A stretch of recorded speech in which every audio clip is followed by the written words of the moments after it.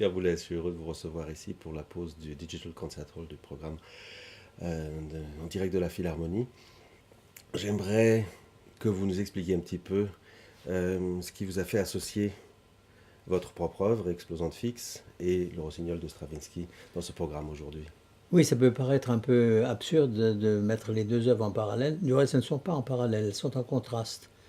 Mais j'aime beaucoup cette œuvre de Stravinsky et ça m'a beaucoup influencé, non pas dans le style même, mais dans la façon d'instrumenter. L'instrumentation est vraiment extraordinaire, même pour Stravinsky, c'est une de ses instrumentations les plus inventives.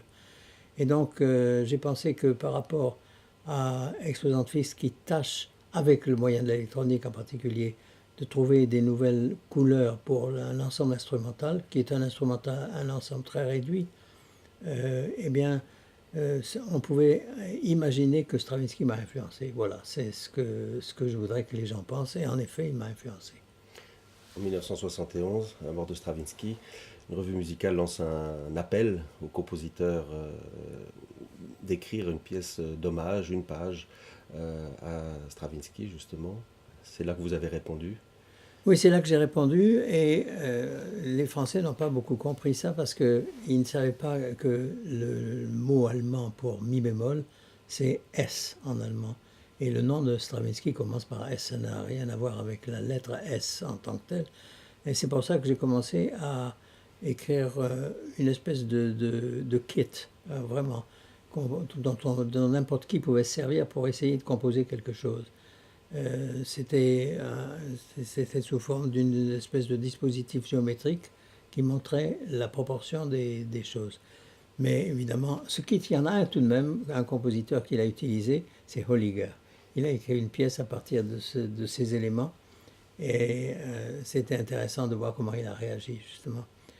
Tandis que moi, j'ai réagi plus tardivement. J'ai fait d'abord une pièce comme ça, avec électronique toujours, mais qui était beaucoup trop compliquée pour l'époque, si bien que ça ne marchait pas vraiment.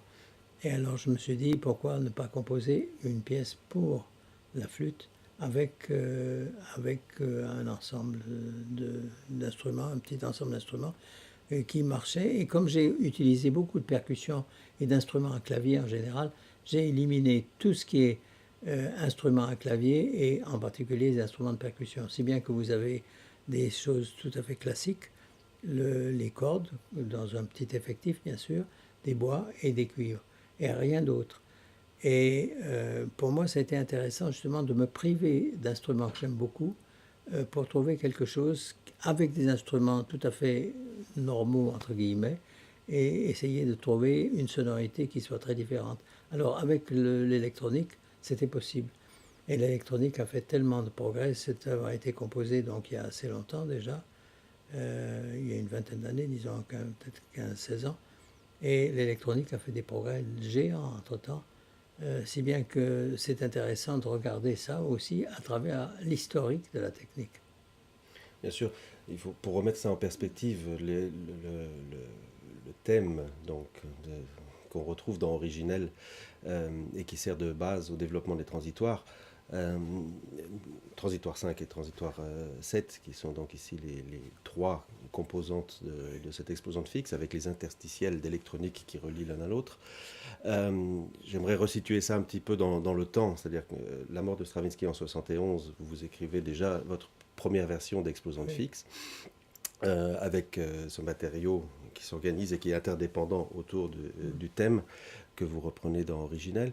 Et puis ensuite, à la mort de votre flûtiste et chercheur Laurence Beauregard, en 1985, vous décidez d'écrire, après avoir cherché avec lui justement sur l'évolution de l'interaction entre le musicien et l'électronique pendant des années, mais c'est donc déjà 1985. Et puis la version que nous jouons aujourd'hui est une que vous avez finalisée en 91-93, euh, avec l'ensemble intercontemporain et les studios d'IRCAM. Et donc voilà, maintenant en 2010, c'est la version, on va dire, Oui, c'est la version définitive, en définitive, principe en tout cas. en Oui, principe. En tout cas, c'est donc une démarche d'une bonne trentaine d'années. oui.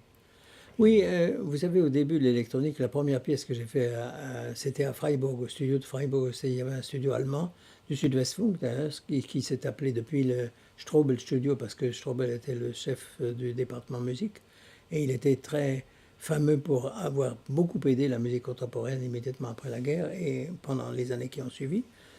Mais à ce moment-là, c'était encore de l'analogique, pas du tout du digital. Et en plus de ça, alors il y avait des câbles de tous les côtés, on se prenait non pas les pieds dedans, mais les pieds intellectuels dedans, et c'était pas commode du tout. Et pour moi, tant que je n'ai pas eu un moyen d'utiliser l'ordinateur, je pensais que, surtout que à ce moment-là, j'étais très souvent aux États-Unis, puisque j'étais à New York, et j'ai fréquenté des gens de Bell Laboratories et qui m'ont fait voir ce que allait donner l'ordinateur. Quoique je n'ai pas deviné l'envahissement total, l'invasion totale de l'ordinateur dans le champ, disons, artistique, comme on l'a vu après. Parce que l'IRCAM, cet institut que nous avons fondé, l'IRCAM, ça a été pensé, disons, en 72. En 72, qui pouvait penser que l'électronique et disons l'ordinateur envahiraient à ce point-là absolument tous les registres. Et donc, ça a pris du temps, mais j'avais la patience. Je me suis dit, ça viendra un jour. Je ne savais pas comment, mais je pensais que ça viendrait un jour. Et justement, avec Bourga, qui était très intéressé, ça nous a fait beaucoup de peine qu'il meure si jeune et si vite, parce que c'était un des rares musiciens qui était intéressé à passer son temps pour coordonner des choses qui n'étaient pas jusqu'à maintenant, c'est-à-dire coordonner l'instrument dont il avait la passion et l'électronique dont il avait aussi la passion. Et il y avait très peu de gens qui passaient des heures dans les studios pour essayer d'améliorer la technique de la relation d'un instrument avec l'ordinateur. Et c'est pour ça que cette œuvre, enfin, lui a en partie dédiée, parce que c'est lui qui a été très instrumental dans l'élaboration de cette technique. Bien sûr, relation homme-machine, comment peut-on faire réagir un ordinateur aux caprices d'un interprète ou d'une exécution et aux aléas même peut-être d'une exécution. C'est-à-dire qu'il peut y avoir des accidents de parcours. Lors des répétitions, on reprend un certain endroit, il faut recaler tout ça. Bien sûr, il y a quelqu'un qui s'occupe de l'ordinateur et qui le remet sur la bonne voie le cas échéant. Mais au début, on a commencé avec des techniques très différentes. La flûte telle que je la tiens ici dans ma main était équipée de capteurs, équipés de toutes sortes d'interfaces qui permettaient à l'ordinateur de reconnaître quelle note était jouée. Et puis aujourd'hui, je crois que vous avez un dispositif qui permet de suivre la partition. En même temps, au-delà, bien sûr, de l'amplification des différents instruments, qui est une autre chose acoustique qui a lieu, mais qui permet à l'ordinateur, peut-être pas d'interpréter la partition, mais en tout cas de suivre l'exécution de la partition.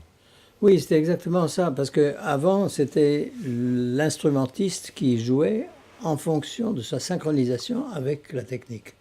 Ce qui faisait qu'il était pieds et poings liés à la technique. Il n'y avait pas moyen de faire un geste sans que ce geste doive être contrôlé par l'ordinateur. Alors maintenant, c'est exactement le rapport inverse. Nous avons ce qu'on appelle le suivi de partition, qui a été assez long à établir parce que c'est délicat. Et ce suivi de partition a la partition inscrite dans son programme, et immédiatement, si vous jouez une note, il reconnaît la note, et donc il suit. Et si vous jouez la note suivante, il suit la note suivante, si bien que ça ne dépend pas, par exemple, de votre tempo, de la synchronisation parfaite. C'est un texte qui est, disons, neutre et qui admet les informations que vous lui donnez. Donc vous pouvez jouer plus lentement, plus vite. Vous pouvez organiser et utiliser ces paramètres comme une fonction de la composition. C'est différent à ce moment-là, c'est d'une autre complexité. Mais en principe, si vous avez du suivi de partition, l'ordinateur reconnaîtra immédiatement ce que vous jouez. Donc, il y a des cas, tout de même, c'est pas si simple que ça, naturellement. Si vous avez par exemple un trémolo sur 2 notes, bon, il ne va jamais savoir quelle note il faut suivre, parce que ces 2 notes sont pratiquement synchrones tout le temps. Et donc il hésitera, il va choisir à un moment donné une note, parce qu'elle paraîtra, par exemple, si un instrumentiste joue en dépit de lui-même, un accent plus fort sur une des notes, bon, l'ordinateur va suivre cette note-là. Mais il y a des moyens d'éviter ce genre de réaction. Si vous avez un trémolo, il suffit de l'interrompre par une petite note étrangère. Ah, une petite note étrangère, ça suffit, il reconnaît, il passe. Et il va plus loin. Donc, vous voyez, il y a des choses comme ça où on apprend à manœuvrer le suivi de partition. Et alors aussi, il y a la manœuvre à la main. C'est-à-dire que les techniciens sont là, et si par exemple il y a un programme qui ne marche pas, bon, on prend le suivant immédiatement et on fait ça en appuyant sur une touche. Quand le programme avance, on se dit, voilà, c'est maintenant que l'ordinateur doit reconnaître le programme. Donc il y a encore, Dieu soit loué, quelque chose de très humain dans la faute que commet l'ordinateur ou qu'on a commis soi-même. Si par exemple vous n'avez pas joué les notes, si vous avez sauté un tas de notes, si vous jouez de mémoire, bon, là il faut évidemment aussi rattraper, disons que sauter 4 ou 5 programmes par exemple. Bon, alors à ce moment-là, c'est le technicien qui le fait. Donc il y a un mélange de automatisme qui est de plus en plus sûr, mais un mélange quand même d'automatisme et de réaction humaine. Donc finalement, cette interface est encore en évolution permanente. Oui, j'imagine, oui. Et donc des chercheurs travaillent là-dessus. Il s'agit en fait, par des informations musicales, de déclencher la machine qui est en train de lire la partition. Oui, qui est en train de lire la partition et qui peut la modifier, justement, qui modifie le son, par exemple. Si à un moment donné, vous avez un accord, et cet accord doit être le déclencheur des transformations du son de tel ordre ou de tel ordre, bon, eh bien, ce déclenchement va se produire sur cet accord et pas sur un autre. Et donc, vous pouvez arranger, par exemple, des relations harmoniques entre un texte et l'ordinateur qui fait qu'à un moment donné, s'il y a un déclenchement, vous avez une partition qui est de la même harmonique, par exemple, que celle qui suit, qui va se déclencher, etc. Enfin, je ne vous décris pas toutes les possibilités, il y en a des millions, naturellement. Bien sûr. Donc, l'électronique peut intervenir en modifiant le son qui lui est proposé, mais peut également rajouter des informations qui sont pré-enregistrées, ou pré-programmées, ou pré-samplées. Oui, absolument. Absolument, c'est les deux choses qui sont différentes. Ou bien on modèle ou on modifie le son lui-même, ou bien on modifie la structure de la pensée musicale et on l'élargit. Par exemple, vous pouvez faire des échos rythmiques. Vous frappez une note, vous avez des échos rythmiques soit sur la même hauteur, soit par exemple sur des hauteurs modifiées. Si vous modifiez le spectre, par exemple, etc. Et donc, vous avez la possibilité, chaque note sera augmentée par une sorte d'écho rythmique, et ça vous donne quelque chose de tout à fait extraordinaire, parce que vous pouvez l'écouter, mais vous ne pouvez pas le faire. Ce sont des choses qui sont intéressantes dans le maniement entre l'acoustique ou l'ordinateur et le musicien, c'est qu'on peut faire des choses que le musicien est incapable de faire, mais tout à fait capable d'entendre. On entend à chaque fois qu'on a la chance et l'opportunité de travailler avec de l'électronique, ce qui n'arrive pas si souvent dans une salle de concert, puisqu'on fonctionne en mode acoustique normalement, mais on a déjà travaillé la Madone d'hiver avec Jonathan Harvey, ou par exemple avec Atlantis de Peter Edvosh aussi. Et là, on voit effectivement des sonorités très différentes selon le goût, selon Oui. les origines, selon le langage musical même du compositeur. J'ai pu remarquer depuis ma position sur scène, où je n'ai pas forcément une position privilégiée puisque je ne suis pas auditeur ni spectateur, mais une spatialisation par exemple avec des sonorités, des sortes de pizzicati qui tournent autour de l'espace sonore. Oui, on peut faire aussi, oui, parce que c'est une des choses aussi. Si vous avez un programme, par exemple, qui s'occupe de l'espace et de l'espace des notes selon une configuration donnée, ben oui, vous pouvez le faire très facilement. Vous n'avez pas besoin d'avoir des appareils ou changer des choses comme ça, tout est fait automatiquement. Et tout est sûr, en principe. Et par sécurité, on a 2 machines qui tournent. Oui, mais on fait ça avec des ordinateurs portables maintenant. Avant, si vous voulez, je me souviens quand on a fait Répondre-moi à l'IRCAM pour la première fois, c'était en 81. L'ordinateur remplissait toute une pièce, vraiment. Maintenant, vous pouvez vous installer ça sur vos genoux, pratiquement, et ça marche beaucoup mieux qu'autrefois, même. Donc, les programmes ont été, dans les 30 dernières années, les programmes ont été énormes. Toute une évolution que Stravinsky n'a pas vécue, lui. Non, je crois que l'ordinateur l'intéressait pas du tout, autant que j'ai pu m'en rendre compte, en tout cas. Mais par contre, dans Rossignol, on voit une nette évolution de l'écriture entre le premier acte et le deuxième et le troisième. C'est ce qui crée pour moi, pour beaucoup de gens, pas pour moi justement, la faiblesse de la pièce. Parce qu'on a un premier acte qui est avant l'Oiseau de feu et les deux autres actes qui sont après le Sac du printemps. Et alors surtout quand on lit les réactions de l'époque, on disait mais qu'est-ce que diable il a été faire dans cette espèce de chinoiserie alors qu'il a inventé le Sac du printemps, et le Sac du printemps ça démolit tout ça à l'avance. Et c'est pas vrai, je trouve que surtout si on voit maintenant les choses d'un point de vue théâtral, on se dit le premier acte, bon, c'est un milieu de paysans, de cuisinières, etc. Donc ils ont affaire à un vocabulaire dont ils se servent déjà, qui a déjà été beaucoup utilisé. Et quand on entre à la cour de l'empereur, là, il faut tout de même un langage plus original. Si bien qu'on peut imaginer que simplement la nécessité théâtrale crée cette espèce de différence entre le premier acte et les deux autres. Pour moi, c'est comme ça que je le conçois en tout cas. Et j'aime beaucoup aussi bien le premier acte que les deux autres, mais évidemment, le deuxième et le troisième acte sont beaucoup plus originaux.